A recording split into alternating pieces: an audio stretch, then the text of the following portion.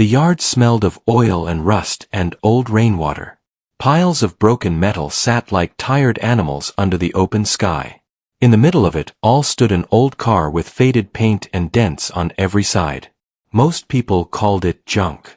To her, it was hope. Mira wiped her hands on a cloth and looked at the engine again. She had been working since early morning. The sun was already high, but she did not feel tired. She felt focused. Every sound from the engine mattered. Every loose bolt mattered. This car was not pretty, but it was honest. Mira had grown up around machines. Her father had taught her how to listen to an engine before she could even drive. He used to say a good driver hears what others ignore. After he was gone, the junkyard became her classroom. She learned from broken things. She learned from mistakes. This race was supposed to be just a dream. The city circuit race was famous. Real teams. Real sponsors. Clean cars with shining paint. Mira did not belong there. At least that was what everyone told her. Her boss, Ron, leaned against a stack of tires and watched her work. He had a smile that never reached his eyes. "You really think that thing will survive a full race?" he said. Mira did not look up. "It will," she replied calmly. Ron laughed. "I have seen better cars crushed into cubes. You should save yourself the trouble." Other workers nearby chuckled. They were not cruel people, but they had learned to agree with Ron. It was easier that way.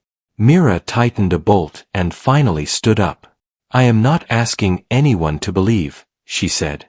"Just watch." Ron shook his head. "You always were stubborn. I let you take the day off for the race. That is more than enough kindness." She nodded. "Thank you." He waved her off. "Do not embarrass yourself out there." Mira did not answer. She climbed into the car, turned the key, and listened. The engine came alive with a rough but steady sound. It was not smooth. It was strong. The day of the race arrived fast.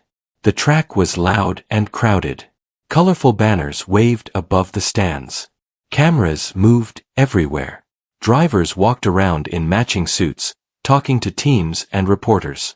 Mira parked her car in a corner of the paddock. People stared. Some pointed. Some laughed quietly. The car looked like it had survived a storm and a fight at the same time. A man with a clipboard stopped near her. "Which team are you with?" he asked. "I am solo," she said. He raised an eyebrow. "This is not a hobby race." "I know." He checked her name on the list and nodded slowly. "Good luck." That was the nicest thing anyone said to her that morning. Other drivers walked past. One of them, a tall man with a bright helmet, smirked. "Nice paint job," he said. Mira smiled politely. "Thanks." Inside, her heart was beating fast. Not from fear. From excitement. She remembered nights in the junkyard. Cold hands. Dirty clothes. Quiet promises to herself. This was not about winning.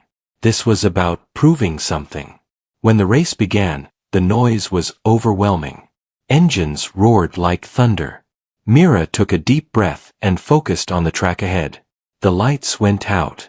The first lap was chaos. Cars fought for position. Tires screamed. Mira stayed calm. She did not rush. She let faster cars pass when needed. She studied their moves. By lap 5, something changed.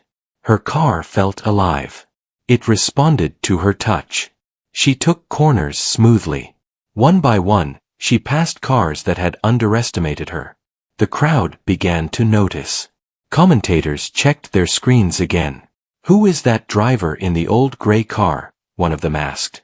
"She started last," another replied. "Now she is climbing." Ron was watching from a small screen back at the yard. He leaned closer without realizing it. Mira kept going. Lap after lap, she pushed harder but never careless. She listened to the engine like her father taught her. When it whispered, she eased. When it roared, she let it run. Near the final laps, she was in 4th place. Her hands were steady. Sweat ran down her face. The car behind her tried to pass. Mira held her line and waited. At the right moment, she accelerated out of the turn and took 3rd place. The crowd reacted. Cheers rose. Cameras locked onto her car. She crossed the finish line in 3rd place. For a moment, everything felt silent. Then the noise came back like a wave. People stood. Commentators shouted. Mechanics looked at each other in disbelief. Mira parked and stepped out of the car. She looked at the dented hood and placed her hand on it. "We did it," she whispered. A reporter rushed toward her. "How does it feel to beat professional teams with that car?" he asked.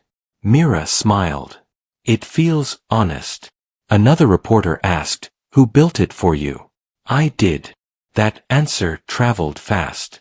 Ron stood frozen at the junkyard screen. His mouth was slightly open. The workers around him were silent. Back at the track, officials approached Mira. One of them said, "There is something you should tell us. People are asking questions."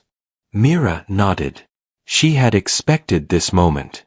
She took a breath and looked straight into the cameras. "There is something you should know," she said calmly. "This car is not just a project. It is proof." The reporters leaned in. Mira continued, "Every part of this car was rebuilt from scrap. No sponsors. No special help. Just knowledge and patience." A murmur spread through the crowd. "And this is only the beginning," she added. The racing world was listening now. The days after the race felt unreal for Mira. Messages came from everywhere. People wanted interviews. Racing blogs shared clips of her old car passing newer ones. Comments filled screens with surprise and praise. Mira did not rush into the noise. She returned to the junkyard early the next morning. The smell of oil and metal felt familiar and safe. She needed that calm. Ron arrived later than usual. He walked slower than before. When he saw Mira, he cleared his throat. "You drove well," he said. Mira looked up from the engine she was checking. "Thank you." Ron hesitated. "I did not expect that result." "I know," she replied without anger. He nodded and walked away. For the first time, he had nothing else to say. That afternoon, a clean black car stopped outside the yard. A woman stepped out wearing a simple jacket and sunglasses. She looked around with interest, not judgment. "You must be Mira," the woman said. "Yes. I am Lena. I work with a small racing development group." Mira listened carefully. "We rebuild cars too," Lena continued. "But what you did was different. You drove with control. With understanding. We want to talk." Mira wiped her hands and leaned against the car. "Talk about what?" "About the next race. And maybe more." Mira did not answer right away. She had learned to be careful with promises. They met again later that week at a quiet garage near the track. Lena introduced Mira to two engineers named Sol and Dan. They asked smart questions. They listened more than they spoke. "You rebuilt this without special tools," Sol said. "Yes. And you tuned it for balance, not speed," Dan added. "Yes." They exchanged looks. Lena smiled. "We want you to race again. Same car. Same rules." Mira frowned. "Why?" "Because people are watching. And because it challenges the system." That word stayed with Mira. System. The next race was bigger. More cameras. More pressure. Ron watched silently as Mira packed her tools. This time, he did not mock her. At the track, the crowd recognized her. Some cheered. Some doubted. The junkyard car looked the same. Dented. Faded. Honest. During practice laps, a problem appeared. The steering felt heavy. Mira brought the car back in and checked everything. She worked fast but calm.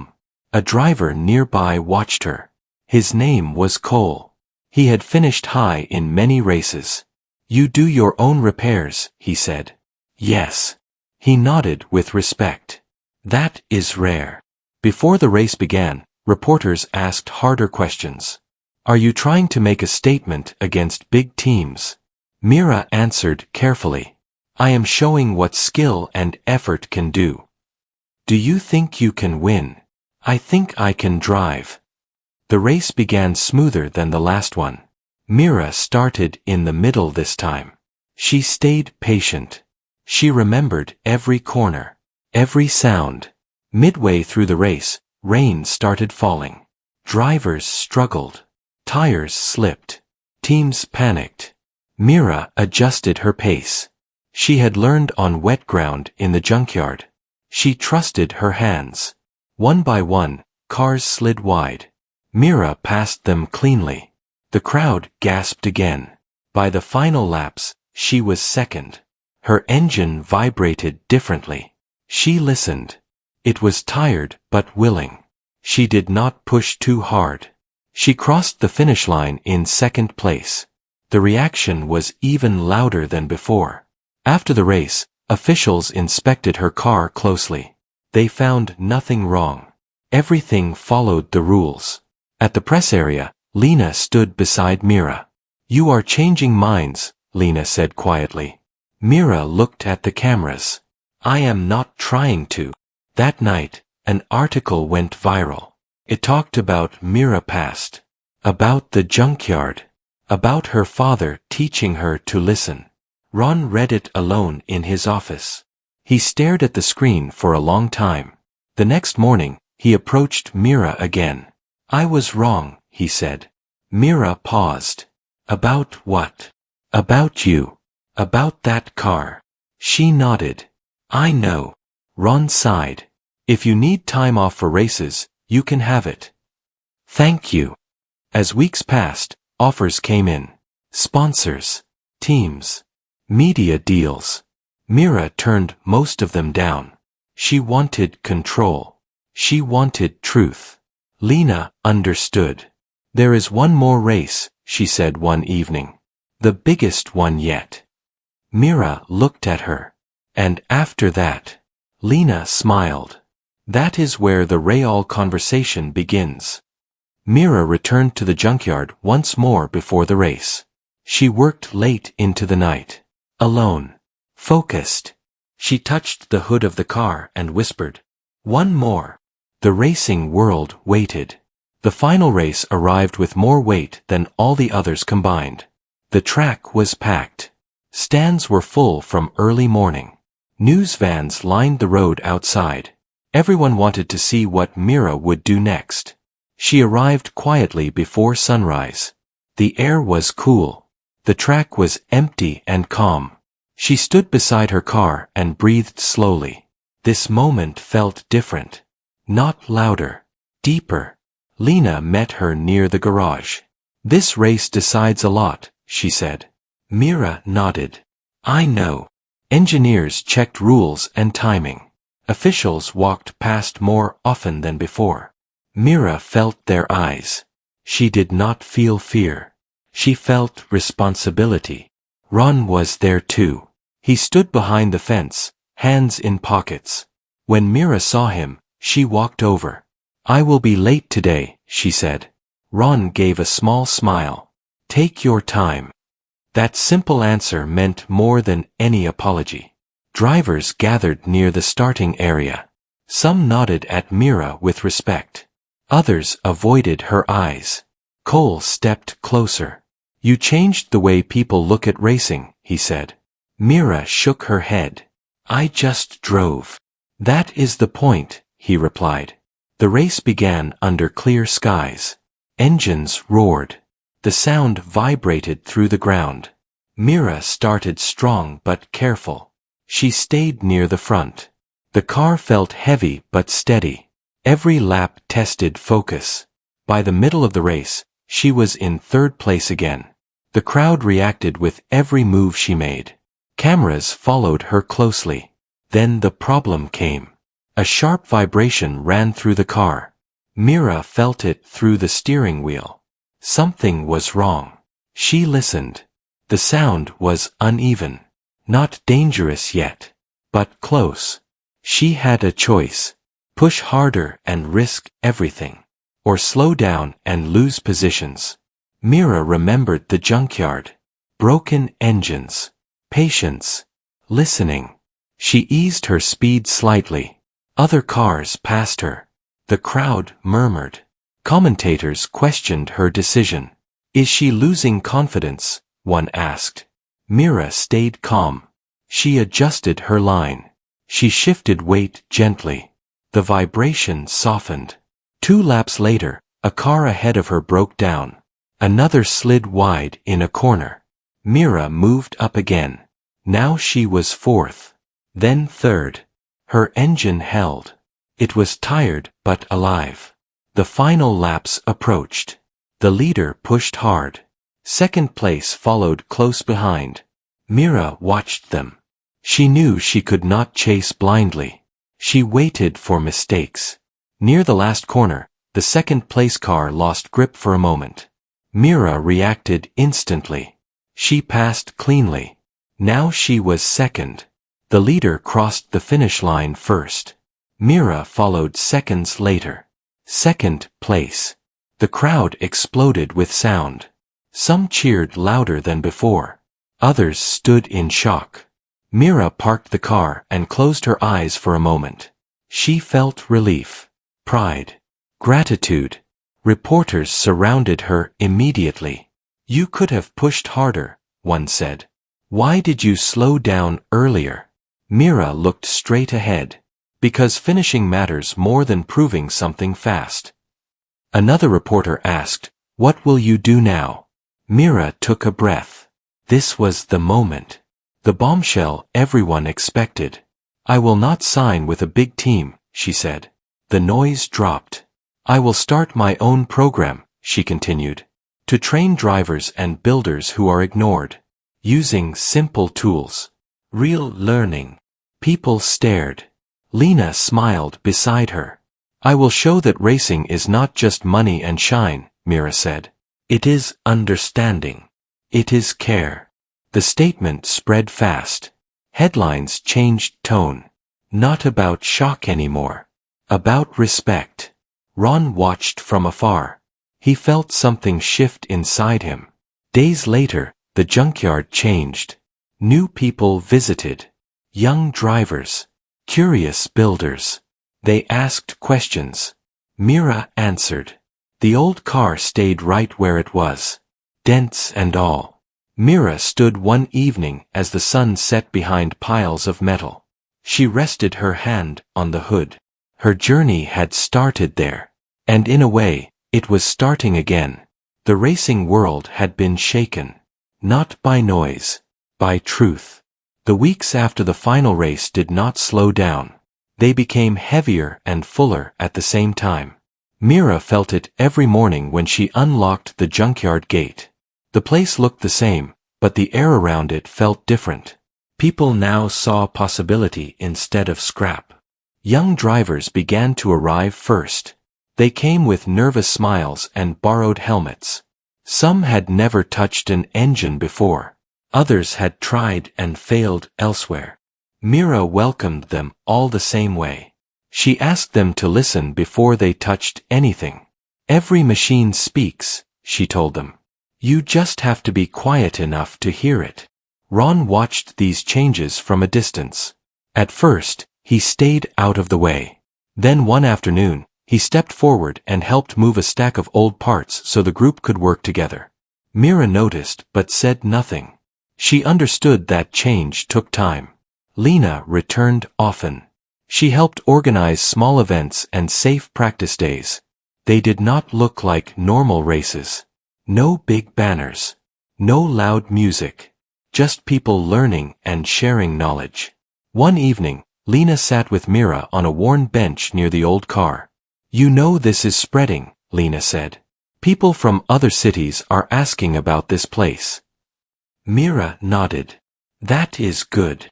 It is also risky, Lena added. Attention brings pressure. Mira smiled gently. I have lived with pressure for a long time. The racing world reacted in mixed ways. Some teams praised Mira openly. Others dismissed her program as a phase. A few critics claimed her success could not last without major support. Mira did not respond to any of it. She stayed focused on the people in front of her.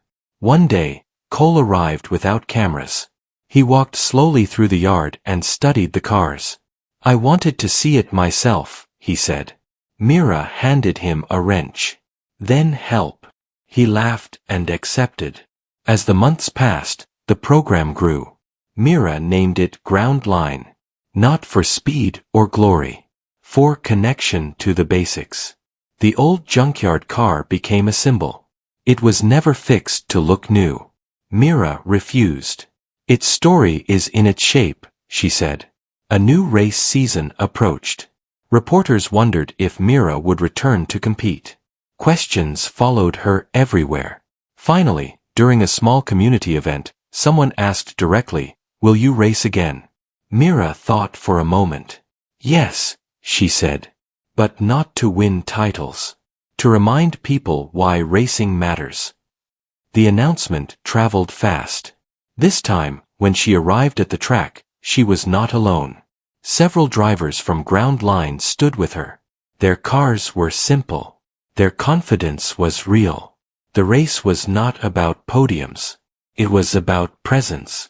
Mira finished well. Not first. Not last.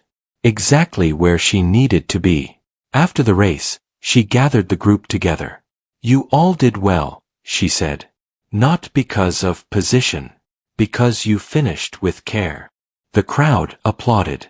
Not loudly. Honestly. Ron watched from the sidelines with pride he did not hide anymore. As the sun lowered, Mira stood once more beside her car. She felt tired in a good way. The bombshell she dropped had not destroyed the racing world. It had opened it.